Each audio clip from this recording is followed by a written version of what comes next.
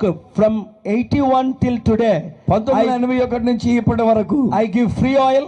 ఉచితంగానే నూనె ఇస్తూ I ఉన్నాను. don't take 1 rupee from the public. ప్రజల్లో నుంచి ఒక్క రూపాయి నేను తీసుకోవడం లేదు. I don't take 1 rupee from any government. ఏ ప్రభుత్వం దగ్గర నుంచి కూడా నేను ఒక్క రూపాయి తీసుకోలేదు. American government offered me billions of dollars. America ప్రభుత్వం వాళ్ళు కూడా బిలియన్ల కొద్ది డాలర్లు ఇస్తామన్నారు. I said keep your money with you. హే, మీ డబ్బు మీ దగ్గర పెట్టుకోండి రా. Because my heavenly Father is very rich. ఎందుకంటే నా పరలోకపు తండ్రి మీకంటే ధనవంతుడు అన్నాను. So he owns all the wealth of this world. ఆయన ఈ లోకంలో ఉన్నటువంటి ఆస్తి ఐశ్వర్యం అంతా ఆయనదే అన్నాను.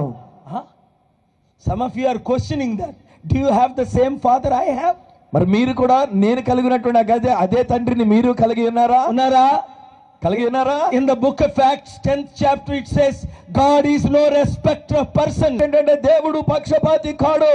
The same God I have, he that is in me is greater than he that is in the